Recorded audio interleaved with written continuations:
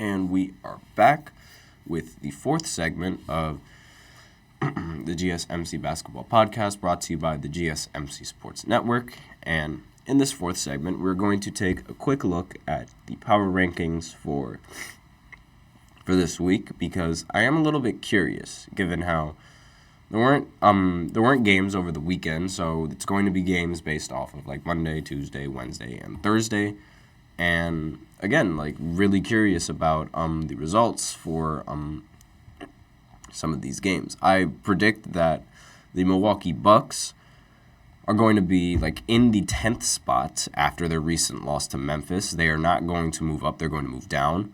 The Timberwolves, they will move up to the top 3, in my opinion. I think that their wins over the Blazers and their blowout wins against the Clippers as well, and against which other team did they play? I'm just looking at the schedule right now. So they blew out the Clippers. I believe it was the Bucks that they blew out after the Clippers. I'm just making sure. But they play the Bucks. Yes, it was the Bucks that they blew out before blowing out the Clippers. So I definitely believe that they will go up in the rankings. OKC is going to stay roughly the same. I don't see them moving up. Same with Boston, same with the Clippers. I think they're going to stay relatively the same going into these power rankings. But with that out of the way, let's open it up. So yeah, you could see my screen right now as I move this around and explore this page. Go ahead and see what teams are. So the Boston Celtics, they're the thumbnail, so I'm assuming that they're going to stay in the exact same spot as they always have been, in the one spot. So let's just see. Yep, 43-12 is their record. They obviously hold the one spot because they've been on a roll. They beat my Brooklyn Nets twice, one of them in a blowout win at home, 136-86. Obviously, really bad performance by them. They haven't lost a game since losing to the Lakers in the beginning of the month. So with that, and most of the games that they've won that have been in blowouts, except against the Miami Heat and against my Brooklyn Nets, the first time they matched up. So with that in mind, obviously, I mean, like, this team is just way too good.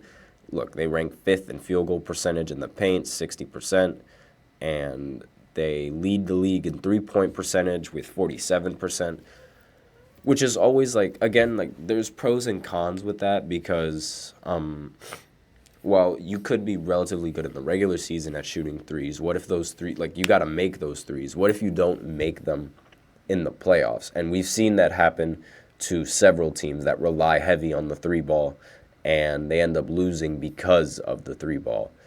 Like the 2018 Houston Rockets, when they missed 27 straight threes. If they would have made a few of those three-pointers, then they would have ended up winning that game. But both when they've shot the league average or better from three-point range, they're 26-2. And when they haven't, they're 17-10. So obviously they win a lot more when you hit more threes. That makes a lot of sense. The Timberwolves move all the way up from 5-2. I'm very surprised with this. Oh, and that reminds me, the Knicks are probably going to move a little bit down on the power rankings, given how they've been losing a couple of games against relatively mediocre teams. I personally don't agree with that because like they've been playing injured, and they haven't been at their full strength. So with that in mind, I don't think it's relatively fair to lower them in the power rankings. But that's just me. I'm very surprised. I mean, given how Minnesota recently, like, they won in several blowouts, it makes sense that they move all the way up. The Clippers, they moved down to the 3rd spot, which isn't bad. It's not bad at all.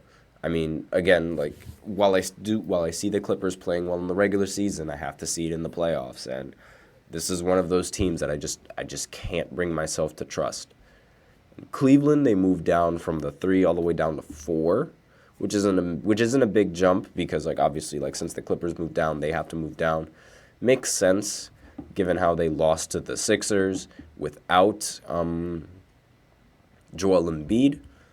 But they've still they still have a relatively good record, 18-2, and these numbers are really good for them. So OKC, they move up from 6 to 5. So again, they stay at that mid tier. I don't think this team is going to do much going into the playoffs. They might be one and done. Wouldn't be surprised, but this team's been playing really good in the regular season. They lost to the Pistons, and again, I can't take a team seriously when they lose to the Pistons. It's not something that I think is the smartest thing to do. The Denver Nuggets, they drop all the way down from 4 to 6. So a little bit surprised that the Nuggets have moved all the way down from such a... But then again, they did lose some really winnable games. They recently lost to the Kings. They also lost to the Bucks. They actually lost to the Kings twice.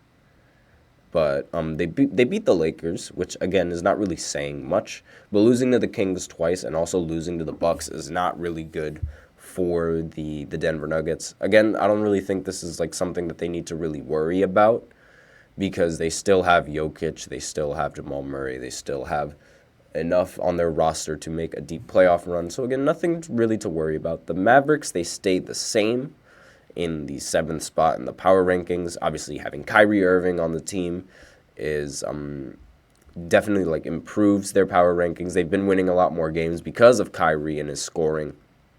So they have the league's biggest differential between their record when they've shot the league average or better from 3. So they're a really lethal team when they get it going 23-5.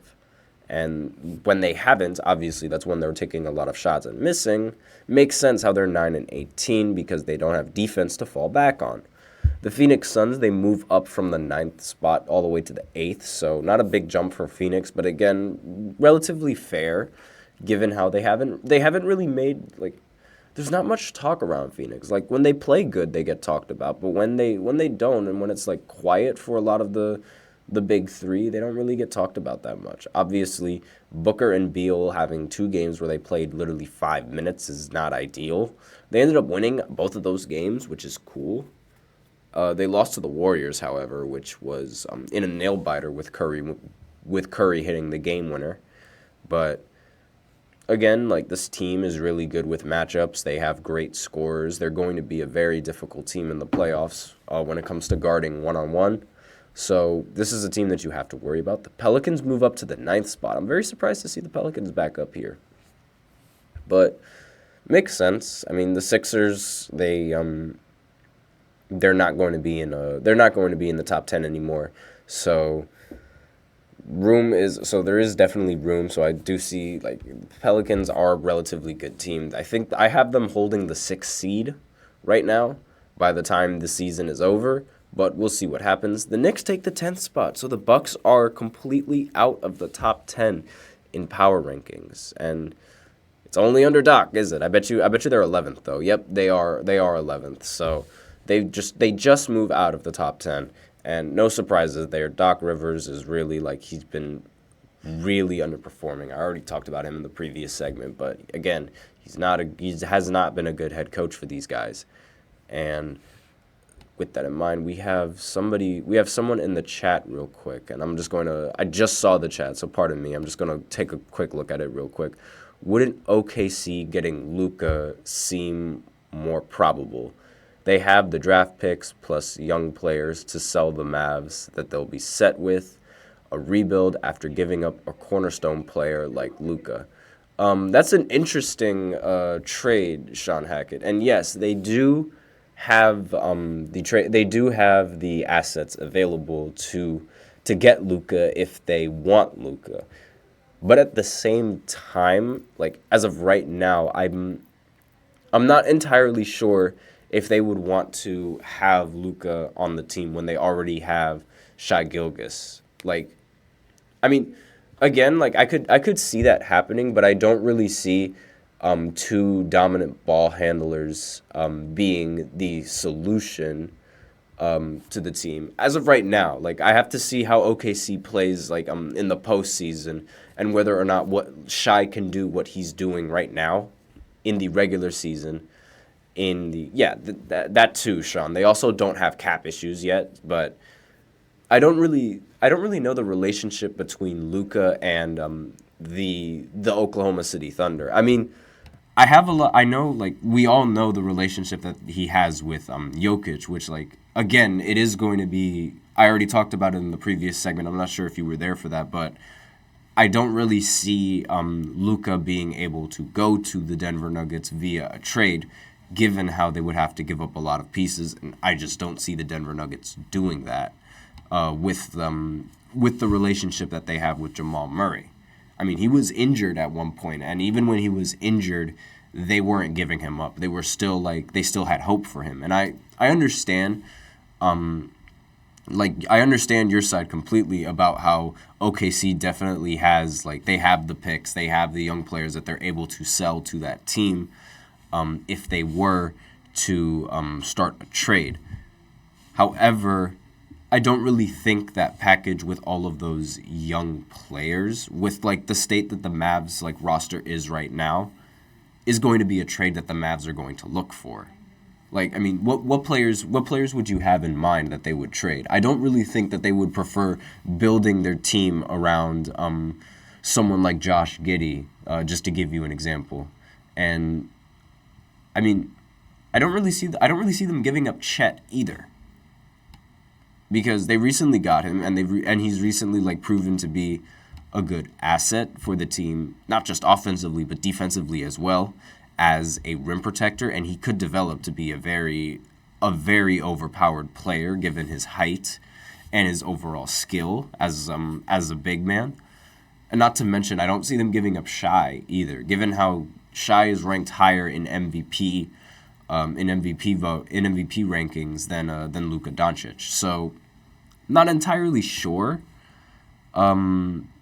If, like, again, they do have the pieces to do that trade, but I'm not entirely sure if that trade would happen or is as likely to happen.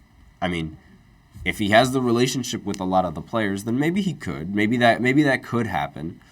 But it seems that he has a better relationship with Nikola Jokic, and given how, again, if he's not happy, I wouldn't be surprised if he just decides to sign with them for however they can. Ooh, he has another comment in the chat. I'm just going to read that real quick. I think it's the draft picks plus Jason Williams. Yeah, Jason Williams is pretty good addition, but again, they also have Deng, who is a development prospect from New Zealand with huge upside. Yeah, Sean, I get what you're saying, but at the same time, moving from someone like Luka Doncic to Jason Williams, it's like, would they really try to would they really want to trade or to influence a trade to do that? Like, that's a very huge drop from player production, in terms of, like, at least an individual standpoint. I mean, Luol Deng, he does have the defense, so I could see, like, his value, like, on the defensive side. And Jason Williams is a good scorer. I'm not going to say that he's not a good scorer. Like, I remember in several games with OKC, him and Shai have combined for, like, 60 points. So he's a great scorer, not saying that he's not. But going from Luka to someone like him, I don't really watch OKC games that much. They don't really go on the TV as often as but when they do go on, I do watch them. I don't relatively see, like, it's a lot of Shai doing a lot of the isolation and a lot of the shot making and a lot of the shot creating. So, I mean, then again, having Kyrie on the team, would you really want Kyrie to be the face of your team as opposed to Luka as the face of your team? I would think that it would be it would be really, like, for Nuggets fans, it would be sad to see Jamal Murray go.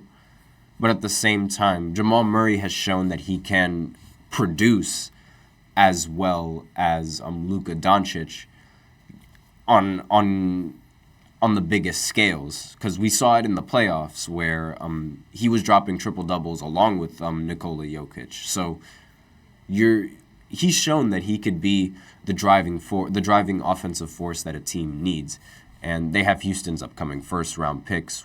Yes, that is valuable. I do understand that. But then again, it's like, Sean, again, you're jumping from having it depends on like how the team like feels. Again, like if they feel like they're able to win with the roster that they have with Luka Doncic, then they're not going to give him up. But if they feel like it's time to rebuild, then it could possibly happen. But again, Sean, like it's difficult to say simply because like with these with the players, it's a lot difficult to decide if he's going to bring a lot of value. But yes, he would have to want out if he would want, again, because and that's another story that's really difficult to say because Dallas treats their players right. And if Kyrie doesn't want out, I don't really see Luka wanting out anytime soon. But again, if he would have to want out, then OKC could be a good option. But Luka in an OKC jersey just sounds weird. I don't know why. It just sounds weird. And we have another person in the chat, Be Faster. It's a funny name. Great content. I'm thinking of streaming something similar soon. Dropped you a follow. Really appreciate it. Follows are always very helpful for the show. And it was a great conversation, but we're out of time for that in this segment. Thank you all for tuning in to the GSMC Basketball Podcast. One more comment from Sean. Why not? Yeah, I think that Kyrie usually gets his teammates to exit town. Could happen. I mean, you could. I'm gonna upload a video on the first segment, so you could look at the comments that I've said for that. I'm going to upload that a little bit later. But again, we're out of time for the show segment, so thank you guys for tuning in to the GSMC Basketball Podcast presented by the GSMC Sports Network. Your support means a lot to us, so please remember to subscribe to the show. Leave a positive review. It really does make a difference. We also invite you to follow us on Facebook, Twitter, TikTok, and Instagram for more content and updates.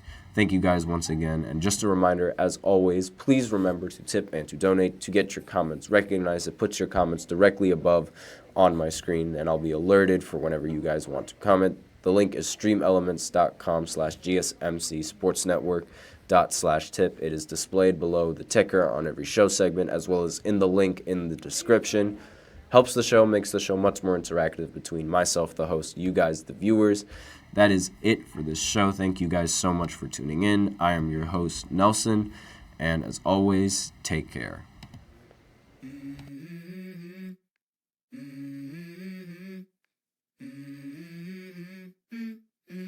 Let's go. I wake up to a little bit of drool on my pillow, feel like it's gonna be a bad day. Yeah, I'm tired of shit, and the coffee ain't hit yet, damn, ain't that great.